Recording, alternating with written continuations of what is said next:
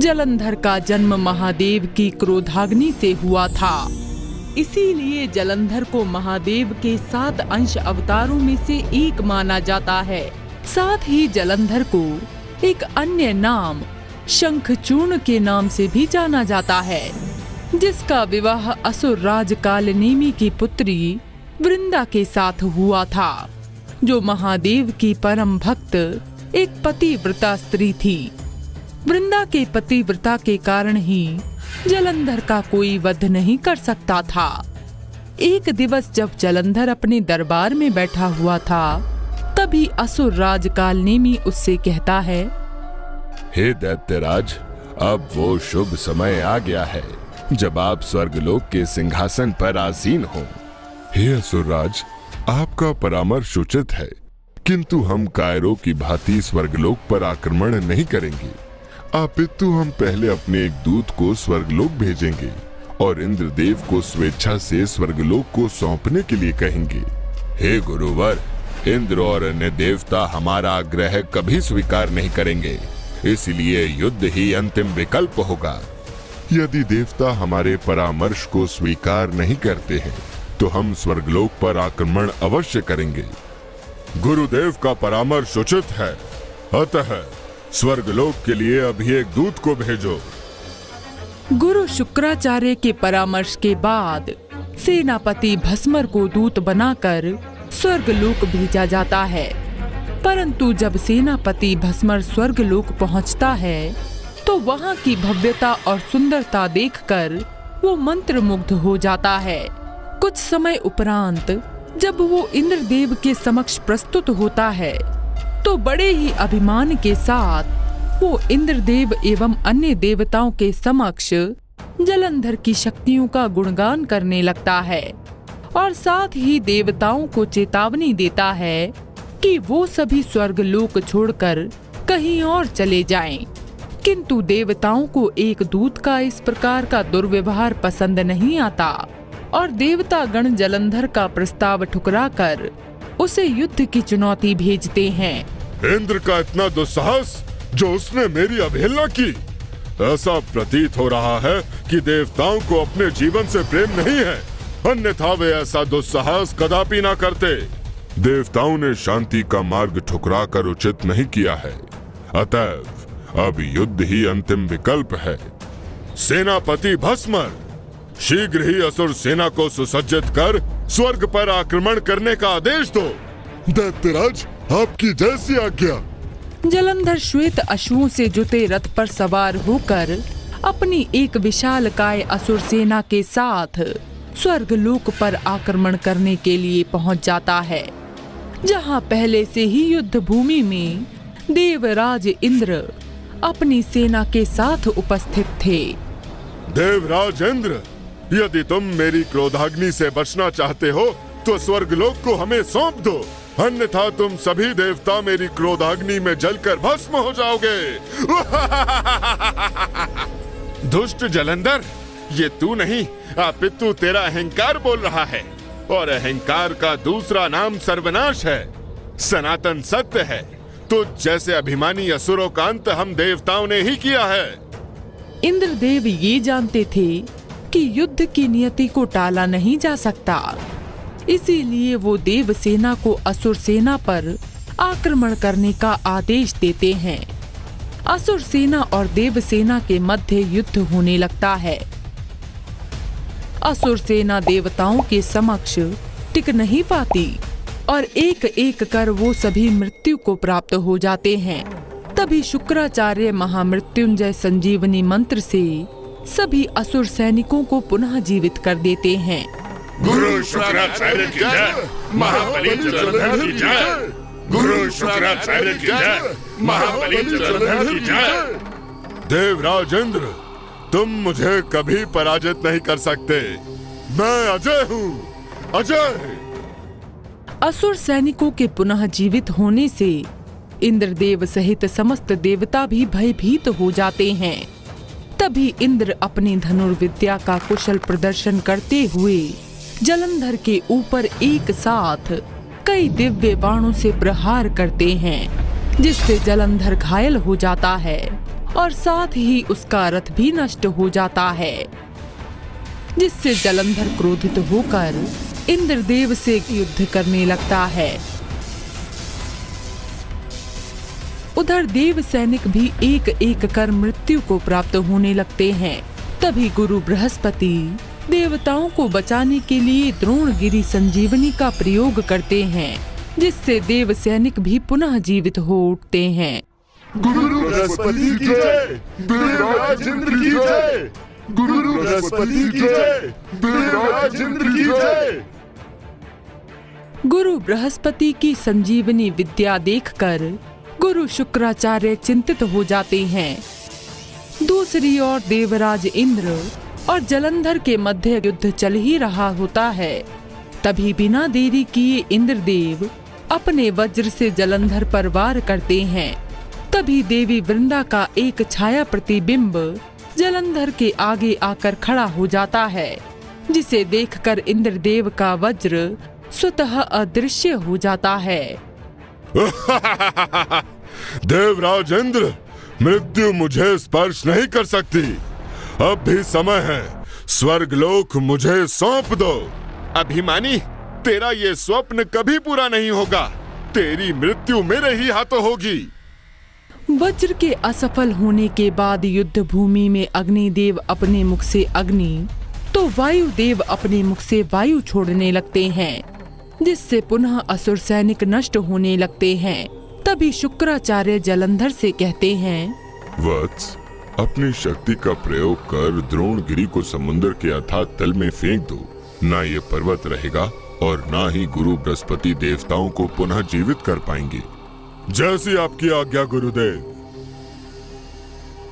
गुरु शुक्राचार्य की बात मानकर जलंधर भीमकाय रूप धारण कर अपनी दोनों भुजाओं से द्रोणगिरी पर्वत को उठाकर समुद्र में फेंक देता है। ये देखकर सभी देवगण भयभीत हो जाते हैं। तभी कुछ क्षण बाद सूर्यास्त हो जाता है और युद्ध बिना परिणाम के ही समाप्त हो जाता है। परंतु जलंधर को इस बात का अहंकार हो जाता है कि उसने अपने बाहुबल से द्रोणगिरी को समुद्र में फेंक दिया है। वो आज नहीं तो कल देवताओं को पराजित करके स्वर्गलोक पर अधिकार कर लेगा। ये सोचकर वो अपने राज्य वापस आता है, जहां उसकी पत्नी वृंदा द्वारा उसका भव्य स्वागत किया जाता है। देवराज महाबली जलंधर की जय। देवराज महाबली जलंधर की जय। देवराज महाबली जलंधर की जय। देवराज महाबली जलंधर की जय। वृंदा महाबली का स्वागत करती है और मनोकामना करती है कि आपका पराक्रम और शौर्य सूर्य की भांति सदैव प्रकाशित होता रहे। देवी वृंदा, सूर्य से मेरी तुलना मेरे पुरुषार्थ को शोभा नहीं देता। यदि आप कहें तो सूर्य और चंद्र को अपने कहे अनुसार संचालित करूं। स्वामी, मुझे आपके बल और पराक्रम पर तनिक भी संदेह नहीं है, परंतु मैं तो केवल आपकी सफलता की भागी हूँ। देवी, मुझे ये भली भांति स्मरण है कि आपका पतिव्रत एक कवच की भांति मेरी सदैव रक्षा करता है। स्वामी, मैं अति सौभाग्यशाली हूँ जो मुझे आप जैसा महान और पराक्रमी पति मिला। और एक स्त्री का धर्म होता है कि वो अपने पति की सफलता और दीर्घायु की कामना करे। देवी वृंदा, ये बाहुबली जलंधर द्रोणगिरी जैसे असंख्य पर्वतमालाओं को समुद्र में फेंककर अथाह समुद्र तल को समतल कर सकता है। इस सृष्टि में मेरे समान कोई महाबली नहीं जो मेरा सामना कर सके। मैं महाबली जलंधर अजय हूँ, अजय। स्वामी, मैं जानती हूँ कि आपकी आसुरी शक्तियों की कोई सीमा नहीं। आपके बल के सम्मुख देवताओं की सम्मिलित शक्तियाँ भी एक तिनके की भांति बिखर जाती हैं। वृंदा भरी सभा में जलंधर के पराक्रम और बल की बखान किए जा रही थी। तभी दैत्य गुरु शुक्राचार्य जलंधर को परामर्श देने हेतु वहां उपस्थित होते हैं। हे असुरराज, आज आपने देवताओं को जो आघात पहुंचाया है उससे देवताओं का मनोबल अवश्य टूट गया होगा। परंतु क्या गुरुदेव, इंद्र को पता चल ही गया होगा कि जलंधर कौन है और उसकी शक्ति क्या है। पुत्र जलंधर, मुझे इस बात की चिंता हो रही है कि देवता भी चुप नहीं बैठेंगे। वे सभी तुम्हें पराजित करने के लिए अवश्य ही कोई ना कोई युक्ति सोच रहे होंगे। गुरुदेव, कायर देवता कोई युक्ति नहीं, अपितु मेरे भय से कहीं किसी गुफा में ना छुप गए हों। पुत्र, देवगण इतनी सरलता से पराजय नहीं स्वीकार करेंगे। उधर स्वर्गलोक में गुरु बृहस्पति इंद्र सहित अन्य देवताओं को परामर्श देते हैं कि वो सभी भगवान विष्णु की शरण में जाएं और उनसे सहायता मांगे। जिसके बाद सभी देवता गण गुरु बृहस्पति की आज्ञा लेकर बैकुंठ धाम पहुंच जाते हैं। त्राहिमाम प्रभु, त्राहिमाम, हमारी रक्षा कीजिए। हे प्रभु, दैत्यराज जलंधर से हमारी रक्षा कीजिए, अन्यथा स्वर्गलोक पर उसका अधिकार हो जाएगा, जिससे सर्वत्र पाप और अधर्म का वर्चस्व हो जाएगा। हे देवराज, आप सभी देवगण हमारी शरण में आए हुए हैं और शरणागत की रक्षा करना मेरा प्रथम कर्तव्य है। हे नाथ, आपको तो ज्ञात ही है कि जलंधर मेरा भाई है। क्या यही जानकर भी आप उसका संहार करेंगी? हे देवी, आप निश्चिंत रहो। जलंधर का अंत मेरे हाथों नहीं होगा, परंतु अहंकार के वशीभूत होकर जलंधर देवताओं को जो हानि पहुंचाने की चेष्टा कर रहा है, उससे मुझे उसे रोकना ही होगा। श्री हरि माता लक्ष्मी को वचन देकर गरुड़ पर सवार होकर युद्ध भूमि में पहुंच जाते हैं, जहां श्री हरि विष्णु को युद्ध भूमि में देखकर जलंधर अहंकार के वशीभूत होकर कहता है, कायर इंद्र, तूने विष्णु की सहायता लेकर यह सुनिश्चित कर दिया कि तुम्हारी शक्ति क्षीण हो चुकी है। आज मैं इस मायावी विष्णु को भी पराजित कर स्वर्गलोक पर अधिकार कर लूंगा। हे दंभी, जिस प्रकार वायु अपनी पवनता नहीं खो सकती और जल अपनी शीतलता, उसी प्रकार देवताओं की शक्ति कभी क्षीण नहीं हो सकती। मायावी विष्णु, फिर तुम भी अपनी पराजय देखने के लिए तैयार हो जाओ। इंद्रदेव श्री हरि विष्णु की आज्ञा पाते ही देव सैनिकों को युद्ध का आदेश दे देते हैं। ये देखकर जलंधर भी अपनी राक्षस सेना को युद्ध का आदेश देता है और स्वयं भगवान विष्णु पर तीक्ष्ण बाणों से प्रहार करने लगता है, परंतु श्री हरि विष्णु बड़ी ही सरलता से उसके हर प्रहार का उत्तर देने लगते हैं। जलंधर कभी आकाश से बाण छोड़ता तो कभी अदृश्य होकर भगवान विष्णु को हानि पहुंचाना चाहता, परंतु उसे श्री हरि के समक्ष कोई सफलता नहीं मिलती दिखाई दे रही थी। मायावी विष्णु, तूने जिस प्रकार से अपनी माया से मेरे सभी दिव्यास्त्र को विफल किया है, उसी प्रकार मैं अपनी माया से तेरा अंत करूंगा। अहंकारी असुर, तेरी कोई भी युक्ति या माया का मुझ पर कोई प्रभाव नहीं होगा। जलंधर अपनी माया से स्वयं को भेड़िए के रूप में परिवर्तित कर अपने मुख से अग्नि छोड़ने लगता है।